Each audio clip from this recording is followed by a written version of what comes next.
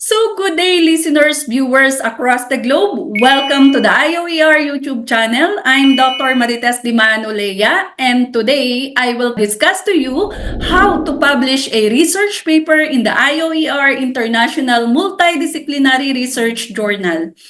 And before that, why do we publish our research paper? So, publishing a research paper in a reputable journal can lead a career progression, professional recognition, cooperation opportunities, influence on the society, credibility and trust, professional growth, and of course, it is a source of inspiration to the future researcher. So what is IOER, International Multidisciplinary Research Journal? So the IOER International Multidisciplinary Research Journal is an online, open-access, peer-reviewed, multidisciplinary rapid research journal that published quarterly in English by the International Organization of Educators and Researchers Incorporated. So this journal provides a platform for the researchers, research scholars, practitioners, and students across the globe to share their knowledge in the form of high-quality research work in all disciplines. And how do you submit your research paper in the IOER International Multidisciplinary Research Journal? So here is the author guidelines. So for paper submission, the research article must be original copy with 3,000 to 5,000 words, single space, with tables and figures. The language is the paper should be written and presented only in English, and the paper should demonstrate the following parts. First is the heading. So the heading of the paper consists of the title, the name of the author, the ORCID number. So to get the ORCID number, you will visit www.orcid.org, and of course your email, the affiliation, and the affiliation address. Another parts of the paper is the abstract. So your paper should have an abstract that brief, informative, and completely self-explanatory with salient points and important conclusion. So the abstract should be 300 words without reference and at least 4 keywords.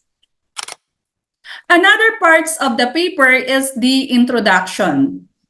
So, your introduction must capture the reader's attention, and it may provide a clear focus, purpose, and direction for your research on a pertinent issue.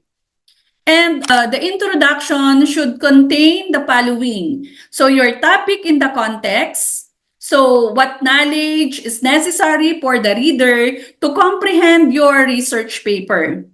Another content is the focus on scope. So, which particular aspect of the subject will you focus on? Another is the relevance of your research. So, how does your work relate to the previous research on the subject? Another content of introduction is the question and objectives. So, what, how is the goal of your research? And another is the overview of the structure. So what does its segment add to the main goal? Another parts of the paper is the objective of the study. So in the objective of the study, so research objective describe what your research project intends to accomplish. Another is the materials and methods, that is for experimental research, and methodology for non-experimental research. And the contents of research methodology section describes the basic research plan. So it consists of the following parts, such as research design, the respondents of the study, the data gathering procedure, the statistical treatment of data, and the ethical consideration. Another parts of research is the result and discussion. So in the result and discussion, this is the heart of your study. So in this section, where the obtained data for sub-problems, specific problems are presented, analyzed, and interpreted. So in the result and discussion, the data can be presented through the use of tables, text, graphs, and figures. Another part is the conclusion. So in the conclusion parts, these are the generalized statement in answer to the sub-problems, specific problems, raised, or the statement for the acceptance or rejection of the hypothesis. So in the conclusion, this is a valid outgrowth of the findings. Another part is the recommendation. So in the recommendation, these are drawn from the findings and conclusion of the study. And this recommendation must be feasible and to be implemented, workable, doable, adaptable, and flexible. And of course, the acknowledgement, it is optional, and the references. So the references list should be alphabetical order in the last names of the first author. So the reference should be selective and current basis, except for the theories, memos, and guidelines. And of course, use the American Psychological Association or APA style with a hanging indentation of 0.3. So the format of the manuscript, so you will type the entire manuscript single space using the Arial font type and size 11. And after that, you will send your full paper in the following email, the info@ioerworldresearch.org or in the internationalresearch8@gmail.com. And the other one is international.research@yahoo.com. So the review process of the article, so it takes 7 to 21 days. And the article passed through screening at this level will forwarded to the 2 reviewers for blind peer review. So each paper will be initially evaluated by the editor to check the quality of the research article for the journal. And after that, we will notify you through email if your paper is rejected or accepted. And reminder, so the submission of the manuscript implies that the work described is original and not submitted or published in anywhere, except in the form of abstract or as a part of published lecture or academic thesis. So that the manuscript submitted is not copied or plagiarized version of some other published work.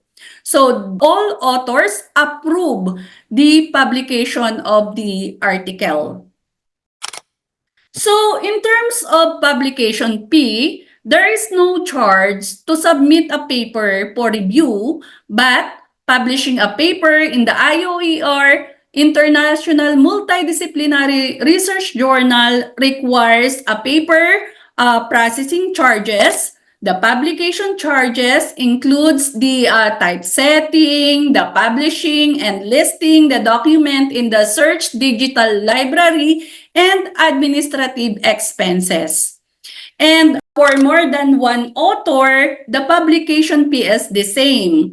So the publication fee is $120 for online publication with certificate of publication and DOI number from Crossref. And of course, an optional $60 for the printing and shipping of the journal per copy. So in terms of journal indexing, IOER International Multidisciplinary Research Journal is academic research journal indexed in the following other databases. So the Crossref, the DOI, It is also indexed in the ICI World of Journals, in Harvard Library Hollis, in Google Scholars, the Scientific Indexing Services. It is also indexed in Advanced Science Index, and of course, in International Scientific Indexing. So this is different from the Institute of Scientific Information, ISI, known as the Thomson ISI. So another is the Root Indexing, the ISSN. It is also indexed in the SSRN, in academia.edu, in Mendeley, RemarkU, PicShare, InfoBase Index, ResearchBib or Academic Research Index, in Zenodo, and in Europub.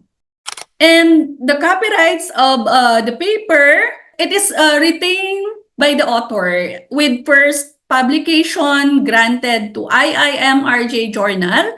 And this is an open access article distributed under the terms and condition of the Creative Commons Attribution Non-Commercial 4.0 International License. And for more information about IOER International Multidisciplinary Research Journal, you may visit our website at www.ioerimrj.com. So thank you.